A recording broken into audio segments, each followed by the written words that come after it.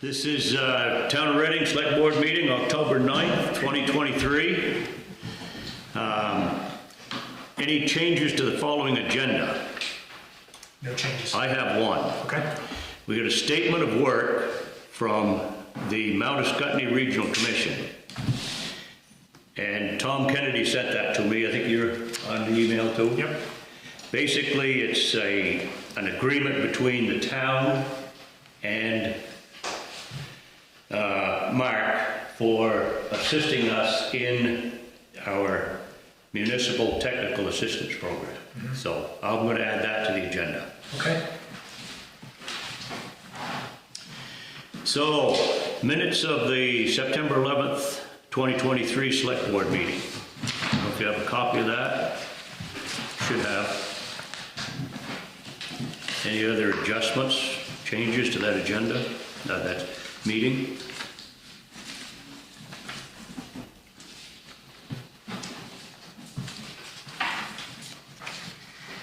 I did not have any changes. Okay, I don't either. Okay. Move to accept them as written. All those in favor? Aye. Okay, motion carried. Treasurer's report. Treasurer's report. Revenue for September was $105,425.55. Expenditures were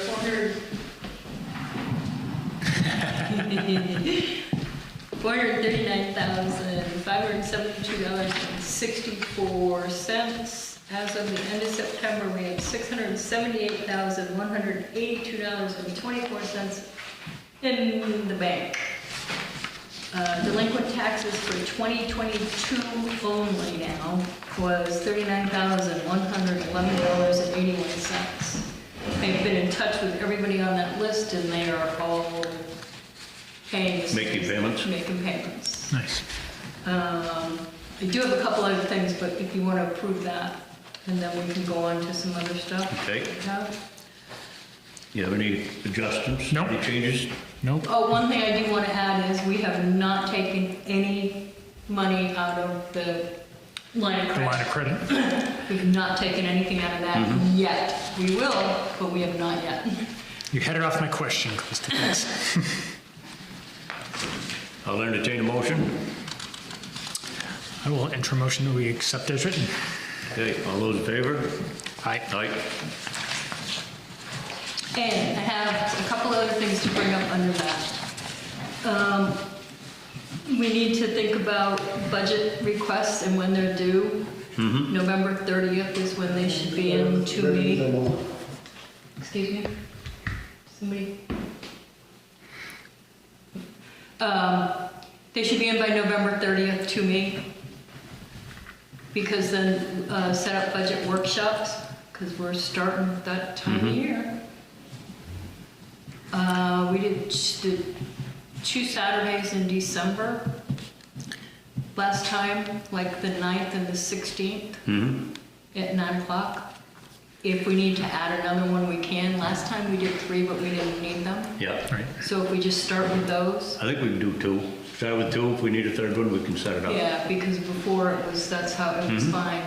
And reports for the town report are due by the 15th of December. Obviously, the sooner the better, but by the 15th. And just a reminder, Paul, you're good at this though, that any agendas are to me by noon, the Wednesday before the week of the meetings. Some of them are getting kind of pushed out a little further, and I gotta make sure they're posted in time. Okay, noon on Wednesday. Noon on Wednesdays. Week before the meeting. The week before the meeting. Okay. I think that's all I have. All right. Action items. First on the agenda is declaration of inclusion. This was sent to us by The governor's office. Was it the governor's office? No. I don't think so. She's on, Barbara Pullen is on Zoom. Yes, hi. Hi. Yeah, I sent that to you. I'm here tonight with Norm Cohen. We're two members of the Declaration of Inclusion Initiative, a grassroots effort that's reaching out to all the towns in Vermont to take a look at this declaration. Can you hear me okay? Yes. Okay, great, great. So thank you for your time and thank you for fitting us in. The declaration, I take it you have it in front of you. If you haven't had a chance to read it, or if there's others in the room that haven't read it, I'd like to take just a second to read it to you. The town of, let's put in Reading, condemns racism and welcomes all persons, regardless of race, color, religion, national origin, sex, gender identity or expression, age, disability, or socioeconomic status, and wants everyone to feel safe and welcome in our community. As a town, we formally condemn all discrimination in all of its forms, commit to fair and equal treatment of everyone in our community, and will strive to ensure all of our actions, policies, and operating procedures reflect this commitment. The town of Reading has and will continue to be a place where individuals can live freely and express their opinions. So to date, 125 Vermont communities have endorsed this concept and this declaration. The concept being that diversity is healthy for them. And why are we saying healthy? Governor Scott and key business organizations of Vermont have endorsed the declaration as a way to better compete for business, reverse our population loss, and address our labor shortage. And those key business organizations are the Vermont Chamber of Commerce, VLCT, and the Vermont Council on Rural Development. And there has been a link that's been found between endorsing diversity, having diversity as a priority, and economic growth. And I'm going to let Norm speak to that a little bit. Go ahead, Norm. Would you like me to go now? Yes, go ahead. Oh, fine. Well, thank you. And I just echo Barbara's remarks. We certainly appreciate the courtesy and the time that you've devoted to us. The connection is simply that we grow better if we're more diverse. And it's been proven over and over again.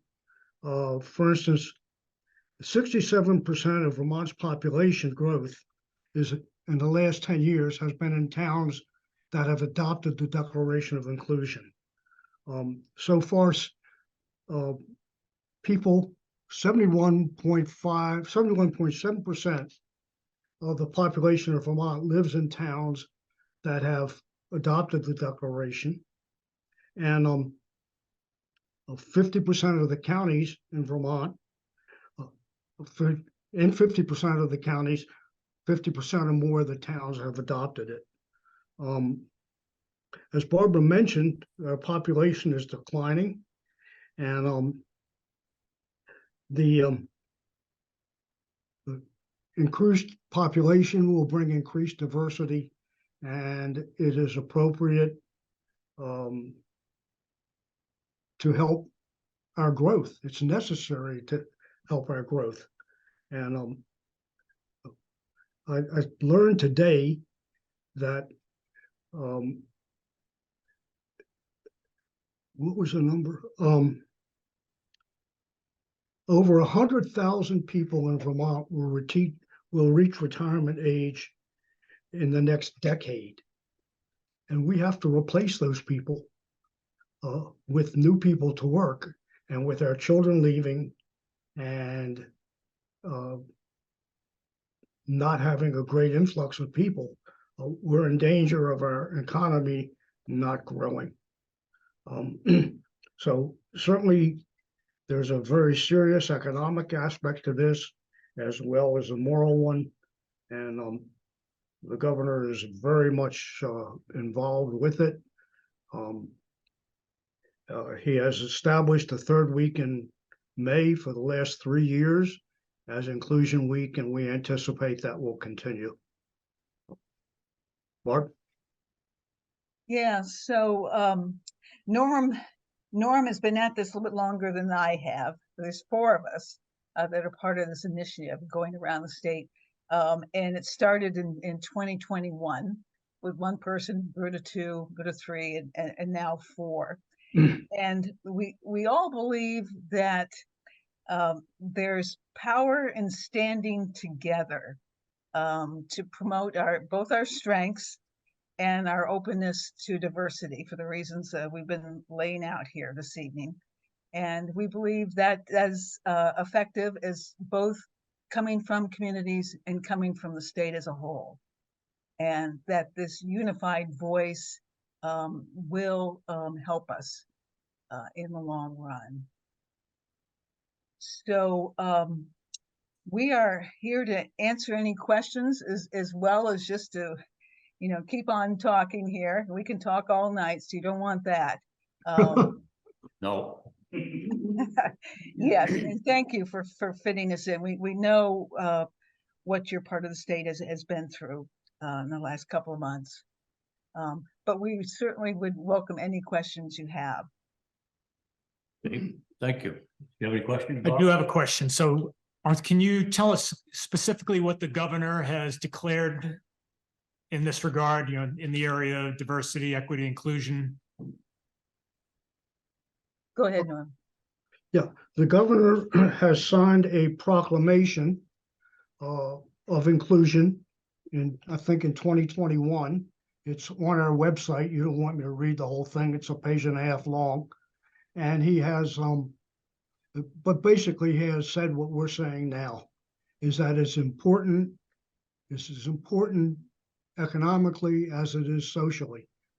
And he has established a separate office for equity and inclusion under the direction of one of the most talented young people I've met, Susanna Davis.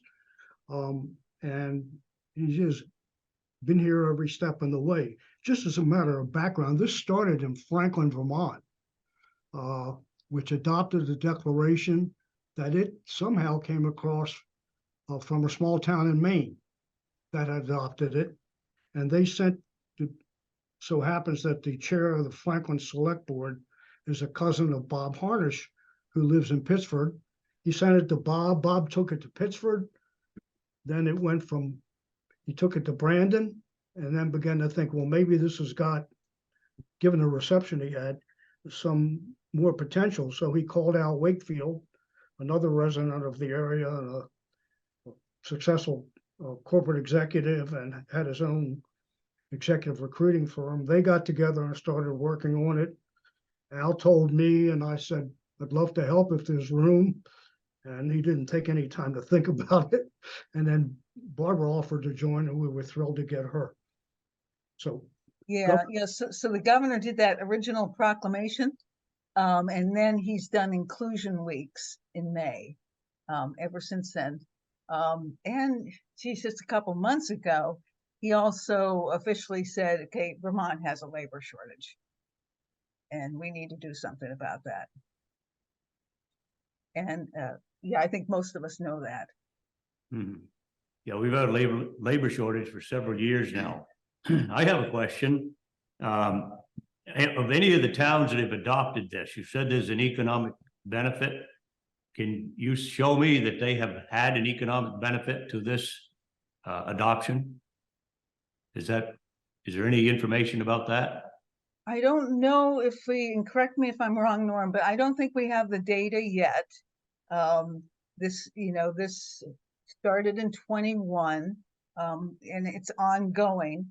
So it's something we're looking at. I'm sure it's something the Chamber of Commerce is also looking at. They've got some data people, the Vermont Futures Project for one, that is keeping track of this stuff.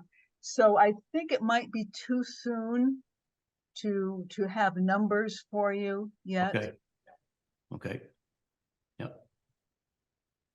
Any questions from the audience?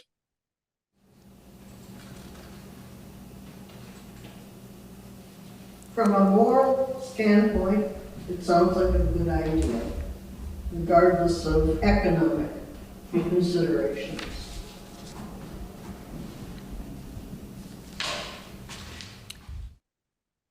I agree with that. I mean, I don't think anybody can argue that the principles of this. My concern, the reason I asked the question about the governor is I'm not a fan of over legislating things. So if the governor has already proclaimed this as the way of business for the state, I don't understand why the individual towns need to make individual proclamations about this. I think our view is that it just lends even more weight to that. And it just reinforces the message going out there. And it gets communities to think about, what else they could do along these lines. And so we don't leave it just to Montpelier to tell us what to do or to tell us what's right. That communities can take this declaration and go where they want with it and do what fits their town best. But then there's this collective picture of all of these communities around the state saying, we want to be inclusive and we want that message out about us and about Vermont. Yeah, I think by adopting it, even though the governor has come out for it, the state says we're on board. We are the kind of community that welcomes people. And it tells the public at large about it. We know individually that Vermont is a very good place to live and a very fair place. I mean, I came here in 1969 and, I've found that to be true. But I don't think in terms of promoting the state, promoting the towns, that it's as visible as it should be, as it could be, and therefore helpful to each individual municipality to adopt it, promote it, put it on its website so people know about it. It's just, I was talking to somebody the other day who told me that one of the first things she did when she determined to come to Vermont was to look at various towns' websites and to see what their situation was with regard to diversity. And she's a mid-level corporate executive. So it just came up to me almost out of nowhere. I mean, I just knew her casually. So I hope that answers your question. And You had a question?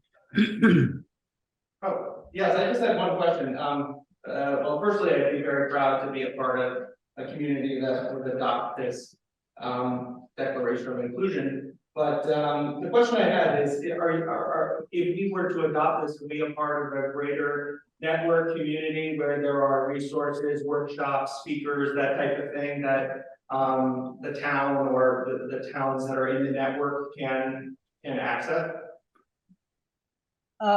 That's a really good idea. Right now, as we reach out to the 247 communities around the state, that's keeping us kind of busy. We are showing towns, leading them to like a VLCT, which has inclusion programs, and some other organizations like that, even the Chamber of Commerce, and asking them to look at those resources. That said, we will stay in contact with towns and see if there are some additional needs or some other things that we can provide more resources for, or maybe share stories, anecdotes from other communities. Thank you. I also am very for this and like Mark said, would be very proud to live in a community that did this. I'm just wondering if there's any downside to this, or if there's been negativity towards this that you know of, that you could speak on. Not that we know of. There are some towns that, passed it and then had second thoughts, and we're gonna go back to them and discuss that with them. But as far as something that, came out of the declaration that was negative, we don't have any evidence of that. So what were your second thoughts? Well, I'm sorry. You said they had second thoughts. What were the second thoughts about it? Norm, I'll let you take this one. I thought you might. Norm gets a hard We question. don't know what their second thoughts were. We have approached them to say, can we get together and talk about this? And so far we haven't, it was only two. And so far we haven't had much success, but we're not going to quit. We're keeping the scorecard, so to speak. And once we go through, approach all the towns, then we hope we will circle back and see what we can do to answer the questions, knock on the door again, etc. But that's a very good question. Thank you. So the towns that, not the towns that had second thoughts, but the towns that decided not to adopt, can you articulate their arguments or what they said, why they chose not to?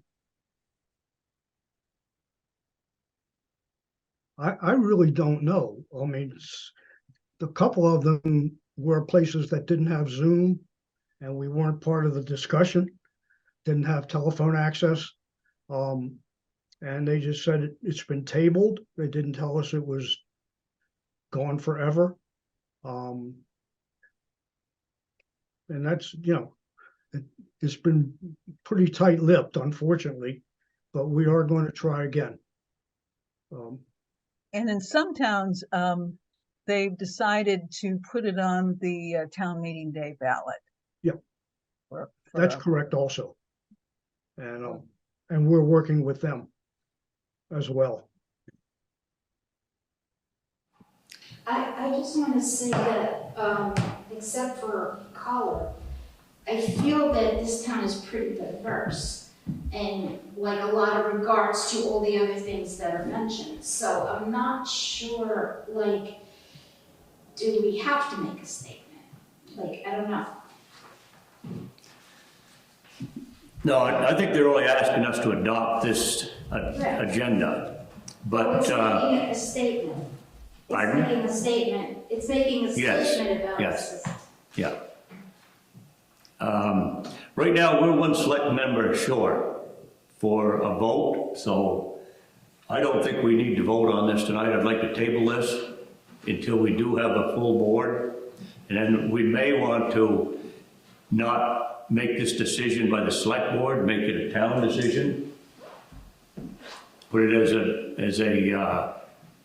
Not on the ballot. on the ballot. So that would be my position right now. And That we make don't, sense? that makes sense to me. We don't have to make a decision on this right now. We're not going to change. I agree completely with Karen that I believe that we are following all these principles right now. Correct. And it's a matter of. This is just a to statement that formalize says this. Right, follow it. right. Yeah. And in regard to putting it to the town-wide meeting, VLCT, I assume you're members of that organization. It will help you with any questions you have about what the language needs to be. Mm-hmm. Okay.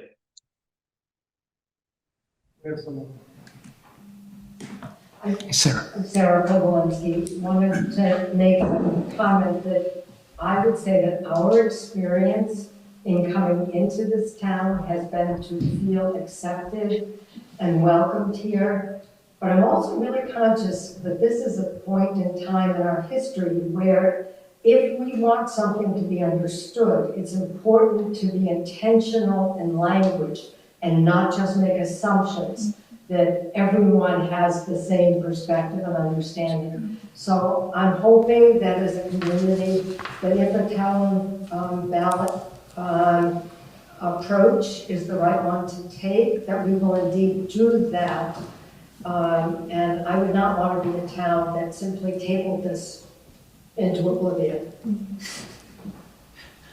Understood, I agree. I agree with that and agree, I would feel proud for the town to be part of it. In fact, I think not being a part of it makes a statement that I would be very uncomfortable making, so. Yeah, I agree with I that. would encourage us to take Yeah. it seriously. Yes? And in response to someone previously made a statement about we don't have a problem with that in town, and I just want to say that I personally That's not what I said. have, I beg your pardon? That wasn't what I said. Tell me what you said. I said that except for color, that we have a pretty diverse community. And that's all I said. I think it's a wonderful idea. I'm just trying to look at the whole picture. So I just wanted to say that personally, I have seen evidence of racial discrimination in this town by another resident of this town. So it's here. I mean, it exists. And I would encourage you to sign this. Like I said, we don't have a full board here tonight, so we're not gonna be able to sign it tonight, Oh, I know. okay? Yeah, I'm just in favor, that's all. Yep, Understood. you all set? I think so. Well, thank you very much for the I presentation. had just a brief question, if I may. Yes, Um, sir. Thank you. I'd appreciate it, I think Barbara would too, if you would let us know when it's next gonna come before the board. You'll have somebody there that wasn't part of the discussion. We'll try to have somebody present, or both of us, to answer any questions your other member has, or Yeah. anything that's occurred to you in the interim, that we can help with. Absolutely. Thank you very much. Thank you. Thank you for your time.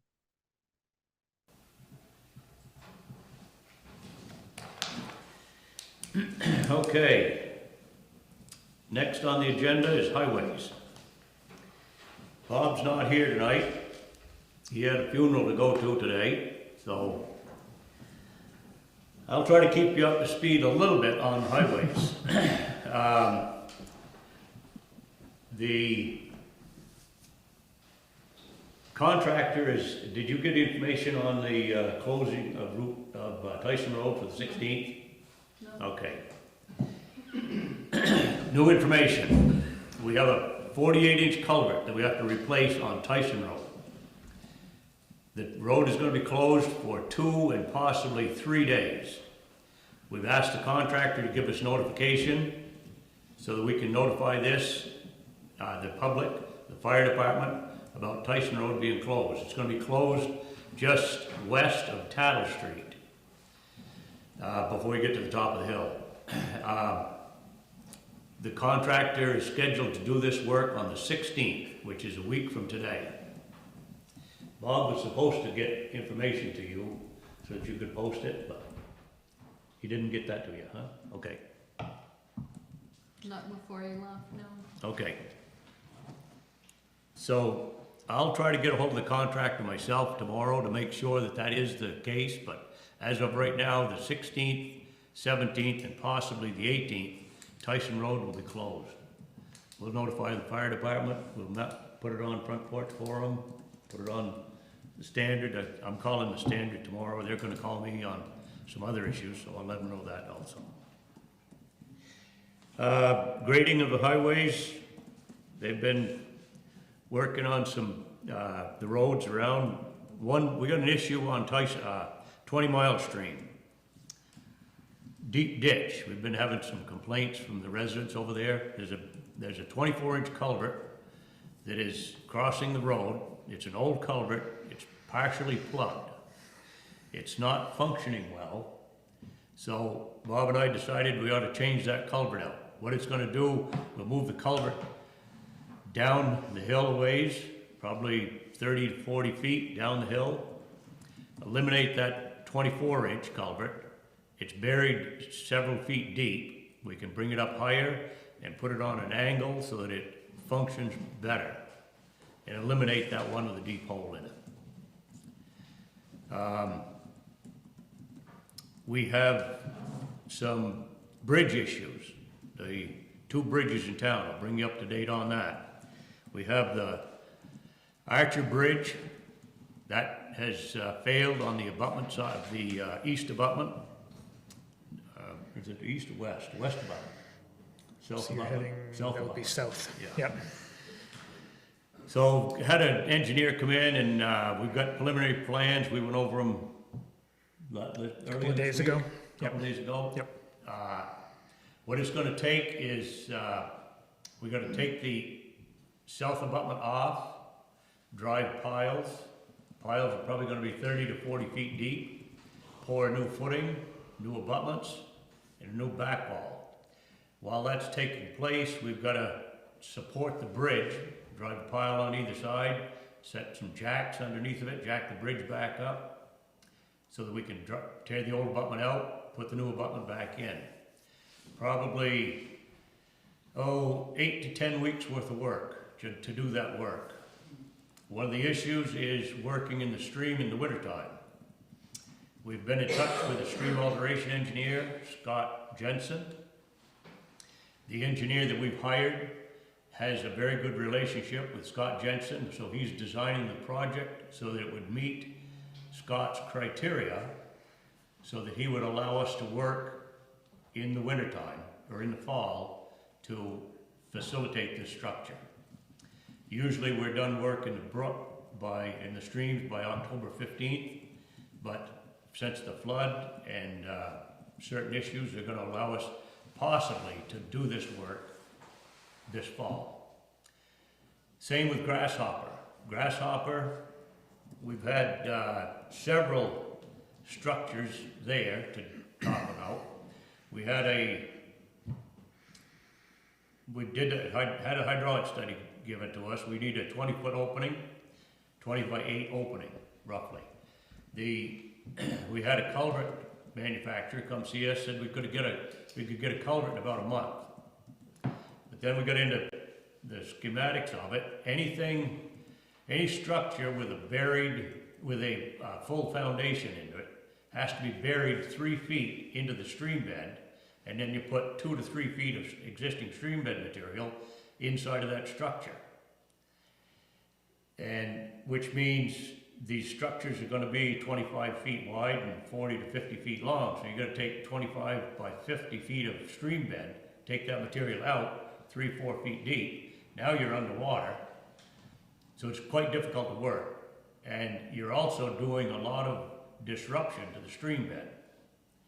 So we've elected to go with a structure that has, we have the waterway, we have to go 6 feet below stream bed with a footing to get below the scour line. That is part of the hydraulic study. But we can put a small footing in. Footing might be 4 to 6 feet wide on each side of the culvert. Leave the stream bed where it is.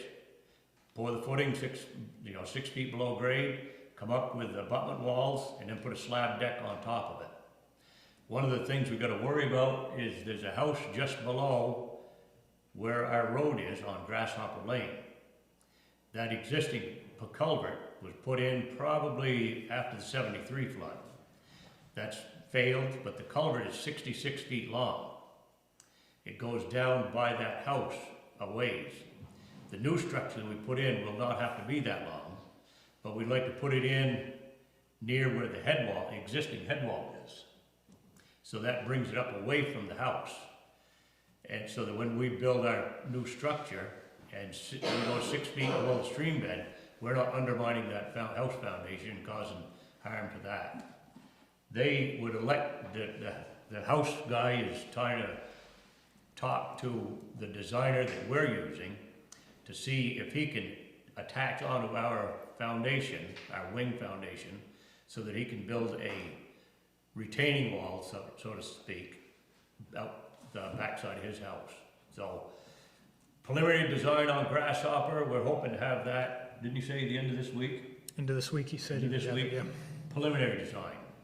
We'd have to do, we'd get together and see if we could modify it any, and take out any question marks. Another 2-3 days, week, we'd probably be able to send it out to the contractors. We have paving that's got to take place on Tyson Road. I've got a request for proposals to send out to the pavers. All the pavers are telling me that they're going to be pushed into late November before we get any paving done. Usually the paving plants stay open until Thanksgiving, so I'm pretty sure that we can get paving on Tyson Road before the end of the year. But we have to wait until the culvert is replaced up on Tyson Road. I'll send those proposals out next week. Hopefully we can get the paving done before Thanksgiving. Anything else on road? Yes, ma'am. I have a question on Grasshopper. Yeah. The last meeting, previous to the last meeting, we had, some of us who live on the road had emailed the select board and had some correspondence that there was possibly a temporary solution that was maybe gonna. Yeah, we can get a temporary bridge. We can get a temporary bridge from the state. The bridge is pretty much rent-free. But you have to install abutments, and you have to have a contractor install the bridge itself, and then you have to remove the bridge. So it's about a $250,000 cost to put the temporary bridge in. The temporary bridge would be on a hill. It doesn't have a lot of friction on the deck surface. So icy roads might be a problem for cars coming off Grasshopper Hill to come into Tyson Road. And if the temporary bridge is in the way, it hampers the contractor building the bridge this winter too. That's why we elected not to put the temporary bridge in. When at the October meeting, we was thinking that maybe we could just fill the existing culvert and not even put a temporary bridge in. But if you fill the existing culvert in, then if we do this work this winter, if the stream alteration engineer allows us to do this winter, then we'd have to take the temporary access out anyway. We had also, at the October meeting, we thought that we would probably go with a culvert. But then after looking at the culvert restrictions, by digging 3 feet of stream bed out, it didn't make sense to waste that much money and then to have a less of an open waterway for the next flood. I figured that culvert would be a 50-year fix. The bridge we're going to put in now is a 100-year fix.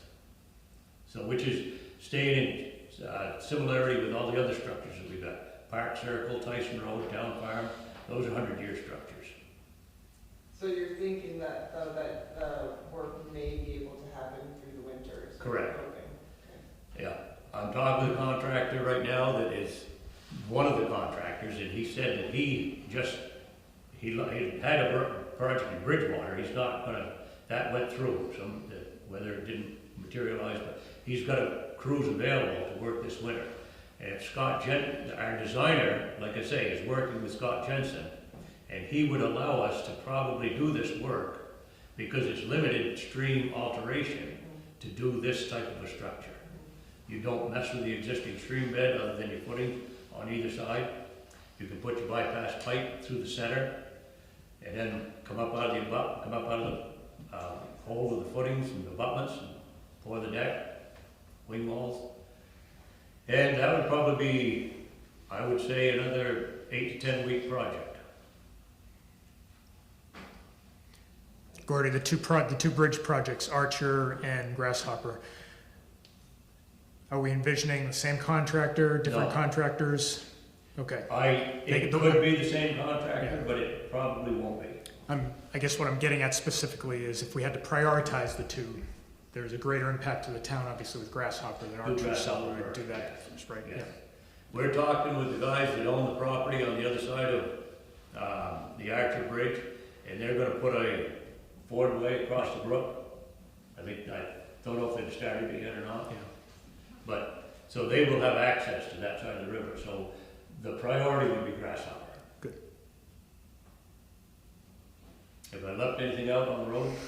Yeah, could you let us, how will we know, you've laid out a few timelines for when you're talking to people and you might hear, you might not. This is the first we're hearing of this plan, which is different than the last thing we heard about this plan, so how will we know when you're making decisions? We'll,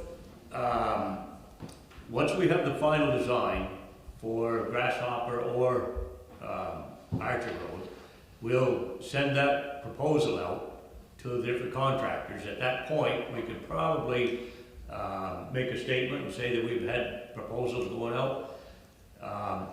So the contractor's gonna probably take a week or two to get the price to us.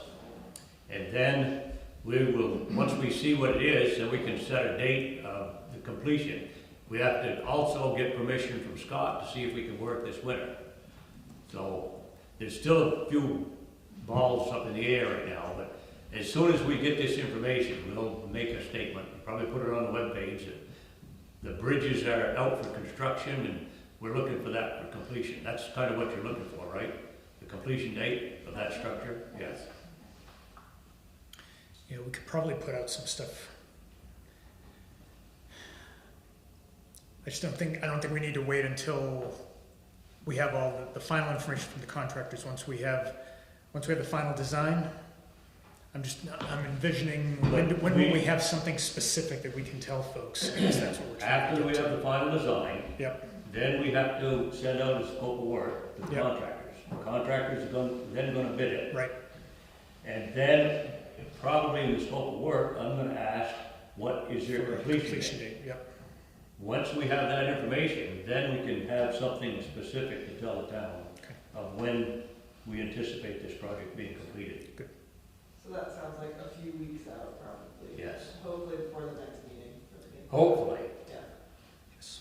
And can you share more about your winter plan for the alternative routes that people are being directed to around Grasshopper Lane, which are more difficult in the winter as it is? How will the town be handling that? Oh. Hopefully they will handle it well. They'd have to do, probably put a little more effort into the grading, the plowing and sanding. So it's, you're going up Puckerbrush and down Grasshopper. That's the route right now. I mean, we've been told to go to Cattle, we've been told to go through Cavendish. But yes. Pucker Brush is one lane now, Mhm. so how will that be handled for the Yeah. winter?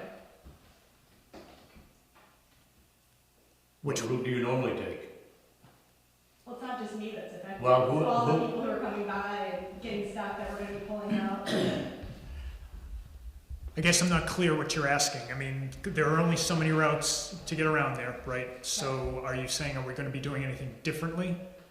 Right, will it be made a one-lane road officially? Will there be any attention to the ditches now, which don't allow people to pull out to get out of traffic when you're coming head-on one-lane road?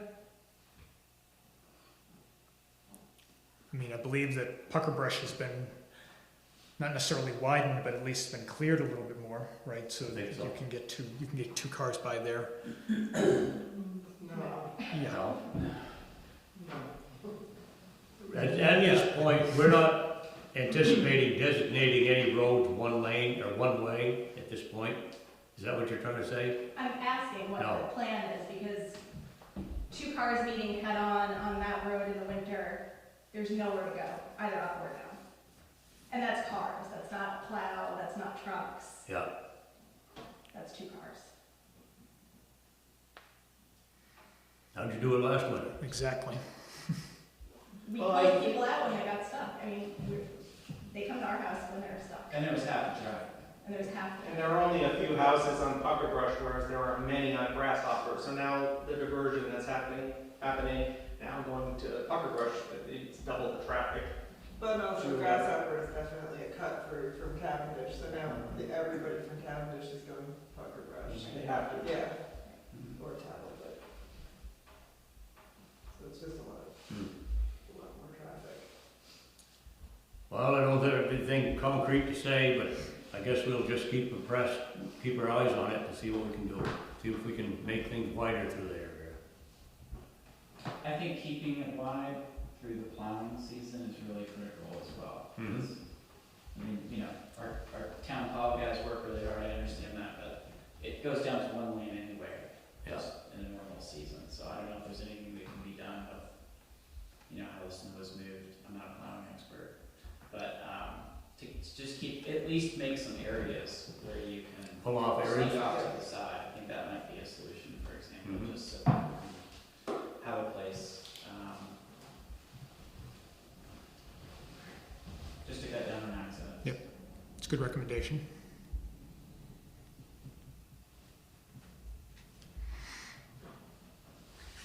We covered highways? Any questions? Any more questions? Update on Jenny Road during foliage. Mr. Jenny, have you got an update for us? I had a couple of questions and some concerns about the traffic and the signs. Very grateful that you guys purchased the signs and put them up. It's helped a lot, but it hasn't solved all the problems. Still, plenty of people driving through, ignoring the signs, which we expected. Sounds like today there was a pretty bad accident at the bottom of Jenny Road that took out one of the new signs, which was unfortunate. But the questions were now people are parking down on 106 and the pull-offs and walking down 106 and walking up Jenny Road, and I think that's kind of a concern. And with it being closed to local traffic only, do we have any right to tell the walkers to not walk up the road? That's kind of what I'm asking. Didn't know if that was a gray area or... Yeah, it is. I didn't know, when we did that, I didn't know if that was gonna solve all the problems or not. I said, let's try to do this to get something started. I have talked with the sheriff, Windsor County Sheriff, and to see what they did in Pomfret. And they actually, the local residents there hired the sheriff's department over and above what their normal duties were. They hired a sheriff for 7 days a week for, I don't know how many hours a day, but 10 hours a day, but at $65 an hour. I said, well, we can't do that. But I said, we'll go with the no parking on travel lanes and the road closed to local traffic only. And then I did talk with them about policing the area. I said, we'll keep our 12 hours a week. And as you're driving through, just check to see what's going on. I don't know if you've seen any sheriffs through there at all? Just today, because there was an accident. Okay, yeah. So I have been in contact with VT Digger. They've called me, Vermont Standard has called me they're making some press releases. I think Channel 5 and Channel 3 have been there too. I haven't spoken to them, but there's some press releases there. I don't know what they're saying, but... Yeah, I think that word is definitely out. So word is out. Is out, and I think half the 90% of the people that are driving up there, they don't get that info. Yeah. Yeah, from those sources. Yeah. Which is fine, and we didn't want to make a big deal about it, and really, we don't want to ruffle any feathers with a lot of people, but I think just looking now, I mean, this was the big weekend of the influx of people, and looking forward, I think this is going to be a couple-year thing that we're going to have to do to really curb the problem. Looking towards next year, coming around this weekend, it would be great if the town crew could provide maybe a couple bigger orange barrels and maybe some tripod road closed signs to put in the road, make it a little bit more visible. That would help out a lot. But. Our intention was to leave the no parking on travel lane signs up year-round, but take out the road closed local traffic only during foliage season. What's that? Somebody did that for you today. Okay. Did they damage the signs? Did they damage your cars? I heard from one eyewitness and said they tried taking that corner about 40 miles an hour last second and just went right up on the bank, 3 tires off the ground, and about rolled it over, but said it just mowed all those signs right over. Oh. So.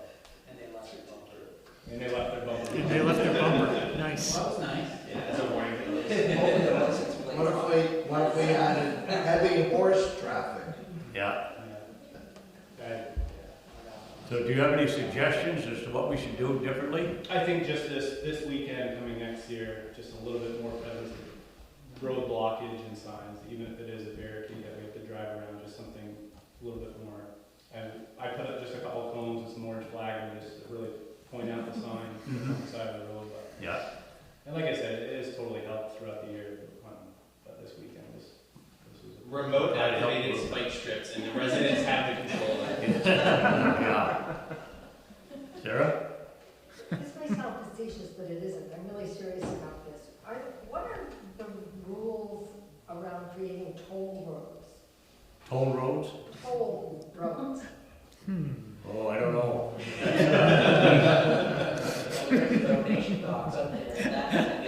That might be a good idea for pucker brush repair, right there. I know, state of Maine I'm curious. uses it. They have toll roads, and what it is that the community does not own the road. The investor owns the road. So the people that are traveling the road pay the toll to the investor. The investor then does the upgrade and the maintenance of the road. Because So I know the same thing, so that is what existed over in Equinox over on the other side of the state? Over. That's a private road, I think. That's a private road. Yes. Okay. Toll roads are Yeah. I just I don't think the thought- community, the way the communities and the towns and the state get their funding is through the gas tax. The gas tax funds the roads. The users pay the gas tax and they fund the road, but the people the private roads, they charge a toll. And that helps pay for that. I don't think it'd cut of the gas tax or not. But I guess if we needed to, we'd have to do some research to find out if we could have a toll road. If you get me a police costume, I'll stand With a tin cup? Need a badge also? Yeah. Anything else on Jenny Road? That's all. Just looking towards next year. Okay. These are coming out fast.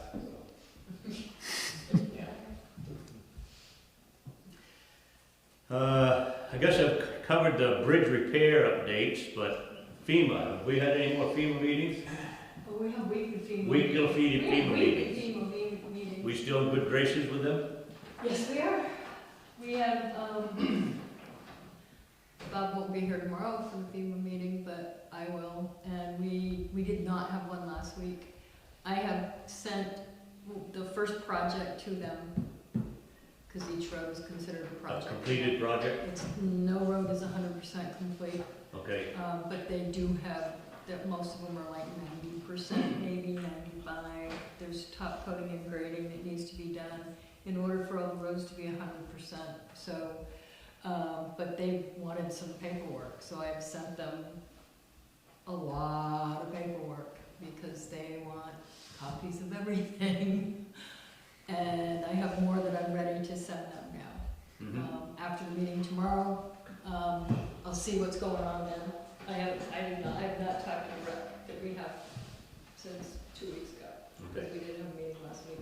Bob and I are scheduled to get together Wednesday so that we can go over what he's doing a big spreadsheet and I'm doing each project so that we can just make sure we're on the same page with what I'm calling them to what he's submitted them as. So they don't come back and but he came back and said, well, I'm not sure what road this is, because Bob had it under Kai's Mountain, I had it under Agony. So we just gotta get on the same page with that. And it's going, it's a slow process. Yeah. Calista, The amount of paperwork that they want is incredible, so. roughly how many projects are we talking about that we're submitting for? Is it 30 maybe? 30-ish? We're trying to combine some of these Okay. roads also because, I mean, a lot of these roads run into each other and Yeah. stuff like Agony and Kai's Mountain. You know, it's all basically kind of the same road. So we're trying to combine some of these two to get it, the number down. But there's probably, I think 26 maybe, then you add the bridges and stuff, so I Yeah. think we have about 30 total. Something like that. But it's going, it's just a slow process. Yeah. They want, you know, with the pictures, they want copies of the invoices, copies of canceled checks, copies of timesheets, payroll registers, pictures all over the place. Well, they're providing the funding, so we need to provide them with the proper information. Yep, and the one that I sent them, he was very pleased with, so. Good, good. It's a lot of work. Thank you for doing that. Thank you. Okay, flood mapping, Mark Corbin. Yes. I have a cheat sheet here. So a couple weeks ago, I went to a workshop sponsored by the state and Mark, and talking about how the flood mapping insurance rate maps are going to be adjusted. Some of them haven't been updated since the 70s and 80s. And as a result, FEMA is going to require that the town has bylaws that meets the current standards in order to participate in the flood insurance program. And there is this no adverse impact approach program that they're going to require anybody, all towns, to adopt. And there's really just three pieces here. They're asking for our bylaws to include room for the river, do not build closer to the stream than what is already there. 2, no new fill in floodplains. Floodplains protect the community. And 3, keep buildings at least 2 feet from above, 2 feet above the flood. And you know, FEMA, the federal contribution is 75%, but Reading is one of 2 in our network of communities that's getting the 17.5 additional funding from the state, which is really good because we have crossed all of our I's and dotted across, you know, We know what you mean. crossed our T's and dotted our I's. So, you know, we've done the road and bridge standards, we have the local emergency management plan, we have the National Flood Insurance Program, we have the local mitigation plan, we have the river corridor protection. But the thing that came up, and maybe you're getting some correspondence with this, is if we are allowing some either infill to happen or other people messing with the riverbeds or building berms, we're ultimately going to jeopardize our participation in the insurance program. And that could be taken from us. So it's something that we need to talk about. It's something that we need to consider. It's significant.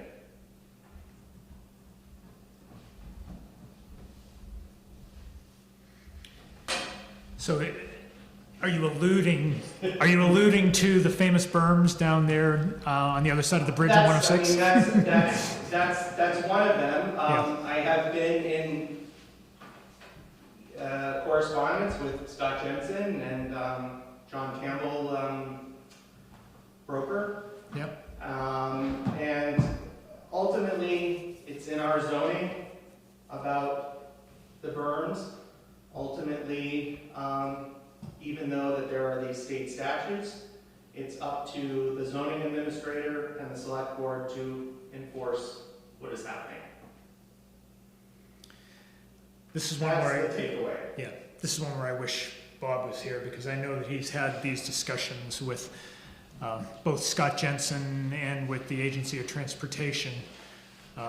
So he's had the discussions at the state level with what's happening down there with the berms at the hall property. And at least what Bob Allen has told us is that the state considers those to be, within, the rights of the individuals, since that's on personal land and not impacting the, the river and what the state is concerned about down there. So in an email that Scott Jensen sent to me, I gave the Hall Art Museum a permit to restore their stream banks, but we didn't discuss the berms. I saw them being built on my last visit there and asked if they got town permission, and I got the impression that they did get permission. I'm not aware of any emergency permits that ANR would have issued. And then John Broker Campbell said the town has the authority to regulate development within the flood hazard area and river corridor unless the work is otherwise exempt from local zoning, power generation, Act 250, agriculture, state facilities. It is my understanding that the Hall Art Foundation is not exempt from local control, and therefore any work would need to comply with local regulations, which the berms do not, which is section 5.5.5.1, line 9 in our, 5.5.5, line 9 in our zoning about berms. So we have this zoning ordinance, and we're not enforcing it. And Mark, you're saying that that could put our flood insurance program into jeopardy? Yes. In an email from John Broker Campbell, continued allowance of known violations represents a risk to the town's continued participation in the National Flood Insurance Program. Participation allows Reading residents to buy flood insurance through the public market. Flood insurance is also a requirement for individuals looking to get a federally backed mortgage within the FEMA mapped floodplain. Can you send that email correspondence to the select board? Yes, just the other thing I was going to say is, but I could bring that up later. Yeah, I'm happy to send that. I do have another question about emails. Like Bob is saying, we're kind of at a lost words here because Bob has been corresponding with that idea, so I'd rather have his input on what's been discussed. Can I also ask, has the planning commission done anything or heard anything about this, from the Hall's perspective? Has this come up as anybody applying for it, or has anybody brought up the berms to the? It's not. I think the only one who brought it up was Mark. Mark had a concern about it. Kathy's on Zoom. She might speak to it, but it's not a planning commission. It's not a planning commission issue. It's embedded in the zoning. So if they were to ask for a exemption, well, that would need to come from. Then that would trigger a review process. But it's in this floodplain hazard area. I mean, it's very clear. There are state maps that this is what it is. So to throw around the use of private land, I mean, we've had zoning since 1973. So the private piece doesn't apply here. What establishes the floodplain? Like, is there a certain amount of feet from the center line of the stream that establishes this? I would have to look, but it's in the state flood mapping, and it's highlighted, very clearly. Yeah, I was involved with mapping the floodplain years ago, and basically you take the cross section or elevations of the land on each side of the river to come up with a possible waterway, and then that elevation determines where your floodplain is going to be. And most all rivers and brooks have been mapped to develop that floodplain that the state has. So it must have included where the river, it expanded towards 106 right in front of the White House south of the Hull Foundation. Yeah, probably the floodplain probably covers the fields on both sides, 106 clear over the woods. Could that be on the GIS system? I don't know.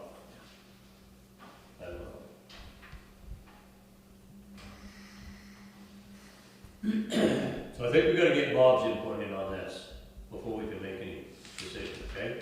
Mm-hmm. Thank you. All right.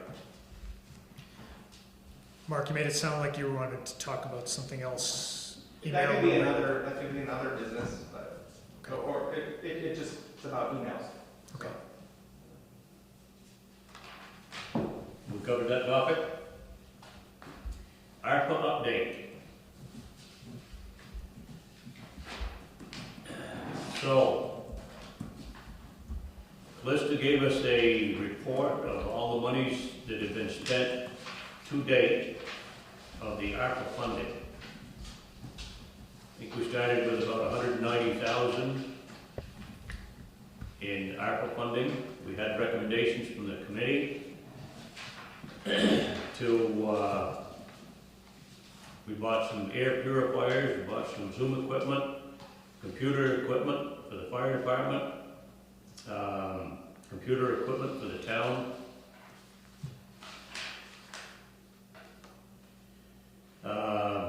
We've done some pump park donations, Bartley Field donations, commitment money. So, make a long story short, of the 190,000 we had, we got $125,969 left over. One of the recommendations was we just bought a new fire truck. And one of the recommendations was spend some money on the spend ARPA money on the fire truck. I think the actual recommendation was, yeah, anything that's left over, everything that's left over goes towards the fire truck. Yeah. Yeah. Does that include the Du Bois and King survey for the water wastewater system? That's another grant. That's a different. That's a different grant. Yeah. So we have some expenses. I think we bought some safety devices, traffic control devices for the town. We haven't got a bill for that yet, have we? We have a bill. But we don't have to commit the money until December 24. 24, right. We commit it by then, but we spend it December 25 or 26. 26. I think it was 26, but. Yeah, but commit, so. But regardless, we shouldn't wait. I don't think we need to wait that long, No. right? So. And we don't have to do anything on this until Bob is here also. We could table this until Bob is here, then we could have a. Well, I guess, are we bringing this up just to familiarize the town with? Well, Yeah, but we put have. on the agenda, We put it on the agenda, and I Bob didn't wanted it realize on the Bob wasn't agenda. gonna be here, so we could discuss it. Okay, he wanted it on the agenda. okay. I have a question. Yes, sir. How is the fire truck gonna be financed if ARPA money isn't used? The town voted to spend $320,000 to buy the new fire truck at the last budget meeting, the last Town meeting. town meeting. So we have that commitment, and we would go to the bank and borrow the money. We committed in our this year's budget $50,000, but we'd have to go to the bank and borrow the rest of it. Whatever doesn't, ARPA funds does not. Yes, Sarah? I was a member of the ARPA committee, and I want to say thank you. I really appreciate you bringing this forward at this point, and I also don't see any problem waiting until all three of you are here to work on it. But I also do want to note there were some additional recommendations that have come from the community and were included in the report, besides the ones that have been paid for and the fire truck. I think there were 3 other things that it probably would be helpful if the select board did take a look at and decide to go with or not go with, just as part of closing out the whole body of work. Yeah. And then the only other comment I would make on the timetable is that because of the nature, once again, as Calista well knows, of federal paperwork, being sure that the money is actually out the door on anything that we're going to do by September of 25, so we can meet all the deadlines of December of 25 is probably a practical approach. Thank you. Sarah, I think that it was a few months back when we were having the discussions about the pump park and the Bartley Field upgrades. That we went through item by item the ARPA committee's report and recommendation, and we said, yes, we're going to do this, or no, we're not going to do that. So we've done that. I'm sorry that I missed that meeting. No, that's okay. I'll go back and find it. Okay. So I'd like to table that until next meeting. a decision on that? Well, no, I'm fine with that. I'm struggling a little bit with what is the decision that we're talking about wanting to make at this point. Because everything is funded right now, correct, except for the fire truck. Correct. And so is it to make the final decision, say, no more ARPA projects, no more extra money, we're gonna put the rest of it towards the fire truck? I think Is we that need the to have decision? a cushion of ARPA money. Yeah. And I don't know what that value is. Yeah. Try to figure out what our potential purchases Yep. with ARPA. Yep. So that's what we need to discuss, try to find out what we need for a cushion, and then the balance could go to the fire truck. Sure. That would be my thoughts. That makes sense. Make sense? Yep. I will put Jerry on the spot. Yeah. Since he's here. And I have a question more in the terminology of what you're saying right now.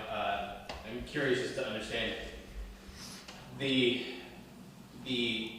up to X dollars that you guys agreed to for the pump track and for the basically cleaning up of the ball field. Is that already included as reserved?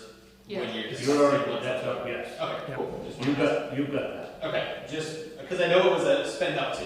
I just wanted to make sure I understood where that sat in what you're talking about. But in terms of an update on both of those, the rec meeting met. The rec committee met a couple of weeks ago, and the subject came up because it's been months now, and there's been some progress made up at the ball field, but not a whole heck of a lot. I personally have been kind of frankly stressing out about it over the summer and feeling a little bit helpless in not knowing what to do to kind of get the ball rolling on anything real there.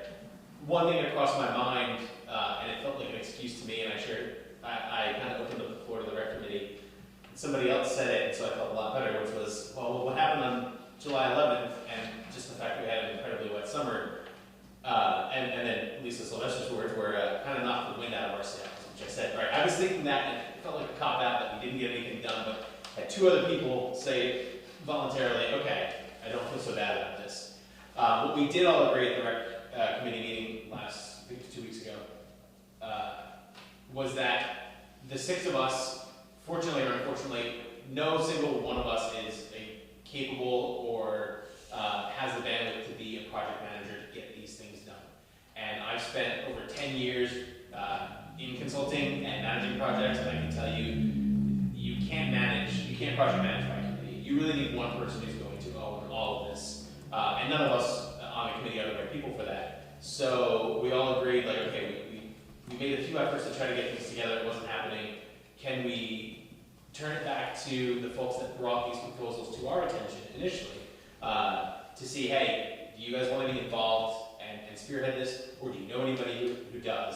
And let's see what kind of a response we get there. So I reached back out to John and Lisa Sylvester and Annie and Avery, since those two groups kind of brought their two respective proposals to us. We started having a little bit of back and forth, which has been great in conversation. We're hoping there's been a few names that have come forth, and Avery has suggested his company also taking on ownership of the pump track part specifically to be hired for that. I don't want to make any decisions on any of this until at least the next rec meeting, which is the 19th, I believe. But also I do have a sort of red flag raised in as much as we don't have a budget to hire an organization. The idea here is that everything is voluntary. We basically have materials amounts approved. The flip side of this, which I was just discussing with myself this morning, is, well, we did discover that the $3,000 worth of fill that we would need for the pump track, we probably don't need. Avery and Bob had met a few times, and it sounds like the town, at least up until that point, this was all pre-July, had enough fill that we could use. I don't know where those reserves stand now. I think there's still enough. Okay. If that's the case, then that means there is $3,000 that was more or less committed that in theory, and I don't want this to be, I don't even really want to discuss it now, but what through my head was, okay, if Avery's company is willing to quote us that amount or less, okay, then we can turn it over to them and say, oh great, don't now, can we use that 3,000 to hire his organization to just own it entirely and do it, the equipment, the materials, the labor? There's no volunteer effort needed, it would just be done. That would just lead us with the ball field park, the cleanup of the minor diner, the base paths, things like that, to be handled with volunteers. Again, I don't know, he hasn't given me a number yet, I just emailed him this morning to find out what that number might even look like. But again, that would go to the rec committee before we even think about bringing it to the public as something that we consider. But again, the whole point of this is trying to get the ball rolling on this. You know, I'm hoping within the next month or two, we'll have a better idea of what we can do in what will now be the spring of 2024. Good. And hopefully it'll be a bit drier at that point. Good chance it will be. Thank you, Jerry. Thanks, Chair. My last item is the statement of work from Mark. Did you get a copy of this, Bob? Tom Kennedy sent it to us this afternoon. Oh, yes, I have that in email.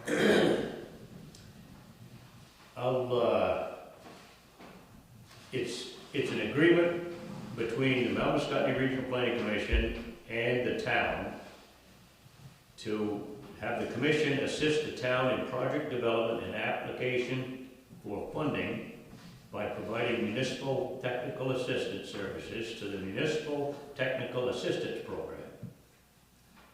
That's what we adopted last month. Right. The MTAP. So Mark wants to be the pusher or the liaison between the Municipal Technical Assistance Program and the towns. Okay. And I think there's funding coming from MTAP to give to the commission. The Regional Commission charges $15,000 for all the services provided under this agreement as part of MTAP, unless it's amended. The cost of these services will be paid for by the MTAP grant.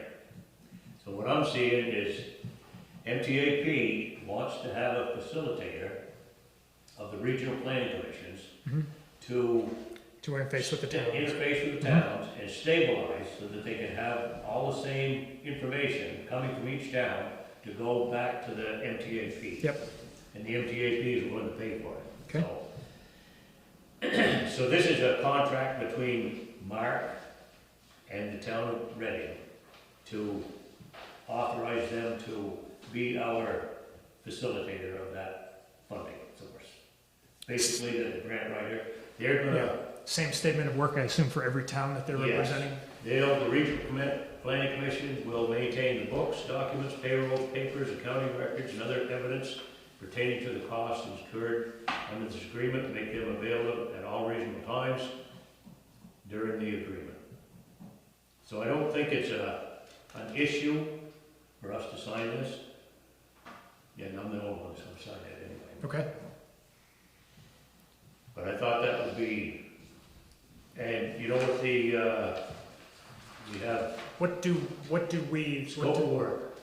Assist the town of Reading with the development of the town's community solar project that will be located adjacent to the town's fire station. That's one of them. Okay. Assist the town with looking into the feasibility of establishing a community septic system in Belchville. That's Du Bois and King is working on that right now. Assist the town with technical assistance associated with the July 23 floods that impacted the town. You're involved in that. Yep. Couple of issues. So those are That's three the type of stuff that they're going to be doing for us under this program. Correct. Got it. Yep. So I don't see any reason why we shouldn't sign this. I agree. Yeah. Okay. Okay. Anything else to come before the board tonight? I have a quick question. Yes, sir. Just in light of how the last 6 months went, I wanted to just ask you guys exactly what the process would be. The rec committee right now is 6 members. We have a member who has expressed interest in resigning just due to life being a little too hectic. We all agreed at our last meeting that we're comfortable with moving forward as a 5-member committee. I wasn't sure what the process needed to be in coordination with the select board.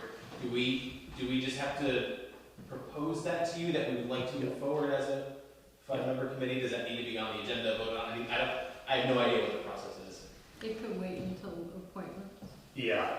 It Okay. can wait until after town meeting. Okay. And with anybody resigning though, I need a copy of the resignation. I haven't got it yet. I let them know that we Yeah, I will saw need that, I that. saw that in your minutes. Yeah. Yeah, you can do that, you can wait and do that. Okay. We just don't fill the position. It's Yeah, not a big and just deal. move forward. Is- Yeah, you can wait and do that, and then, because the other thing I know that you gave was the different terms, because everybody was all the same. Right. And that needs to that'll get done in March also. Okay. All right. So we'll just plan that all for. Yep, when everybody else gets done in March. Okay. But there's no concern that if resignation comes in tomorrow, that we just move from now until early next year as 5. I mean, it'd be a 6-member board where you just have a vacancy. Yep. Right? Yep. Right. Yep. And then in terms of, we never really have a need for this, but if we were to vote, our majority would need to just be 3. It would not need to be 4 out of 5, right? Okay. Yeah, it would be 3 out of 5 I that don't you know that you that, have, I mean, right? I thought it was always an odd number anyway, when we set up committees. Usually, Yeah, that's why I didn't know that the way it breaks I'd the have to tie. look at that, yeah. Yeah, well, that was our argument for why we thought we should be fine as a 6-member committee is we basically never do anything we don't all agree on, and it's always a consensus. So You had to jinx it, didn't you? yeah, exactly. I have some real heated meetings going forward, but yeah, just want to be sure. Anything else come before the meeting tonight? Mark? Yeah, I have 2 things. Just wanted to know a update on the wastewater system. I thought this fall there was going to be some sort of Yes, presentation or. I did reach out to Jonathan, Jenny Austin and Jonathan, I can't think of his last name right now, but they said that they've been tied up in all the flood issues. He said I could probably get something together for this meeting, and I said, no, we've got a full agenda right now. I went talking to him last week. I said he could have something more finalized by the November meeting. I said, let's set it up for then. So he's gonna come in November with an update of what he's got from the study. Is there a time limit on that grant? Time limit on what? On that grant for DeBose and King? No. Well, are you asking, are they supposed to complete the study by a certain time? Yeah. Yeah, so They were trying to, but I don't think it's locked in stone. They wanted to have a completion, I don't even remember what the date was. They've missed a couple of deadlines this summer, I know that. we can get the updated timeline at this November Yes. meeting. Yes. Okay. I think that's all for now. Thank you. That's it? Yes. Okay. Hi, Brian Kelly here on Zoom. I had one around the preferred site designation for the solar array. I don't know if you've seen that letter that I sent over. I did see that. Okay. Doesn't need to be discussed if it's perfunctory and easy, but if you had any questions, otherwise I'd love to get it signed and so we can move it on to Mark. Would it be helpful if I just explained it for a second or? Go ahead. Sure. So basically the short version is in order for us to qualify for the highest level of reimbursement for net metering on the solar array, the site needs to be designated as a preferred site. And the sort of easiest way to do that is that the meter that it feeds to is going to use at least half of the energy that the array makes. That's going to be for the firehouse, and the firehouse isn't going to make 50%. It'll probably use about 30% of the energy that it's made, and then the rest will go to the other town buildings. So then that kicks you into the next category. And that one is either, there's a bunch of different ways you can go, but the easiest one for us is really one that it's been called out as a preferred site in the town plan. That's the easiest also. And then the next easiest is that the planning commission and the select board and the regional planning commission all sign a letter that says it's a preferred site. So technically we could just get away with the fact that it's in the town plan. but the recommendation of our installer was to have belts and suspenders on this one before that application goes into the Public Utility Commission for the certificate of public good that they will issue that will tell us what our reimbursement rate is. So we felt like belts and suspenders was a good idea. So this was discussed at Planning Commission. Planning Commission signed off. We're hoping that, Gordy, as you signed the original letter of intent, you could just sign this. And once we have that, we'll get it on to the Planning Commission, who's already aware of this and ready to sign, but it's best if you do it first, basically. So I have it right here. perfect. Great. Thank you very much. All right. Anything else? I call for a motion to adjourn. Make a motion to adjourn. I'll second that. All in favor? Aye. Thank you for coming.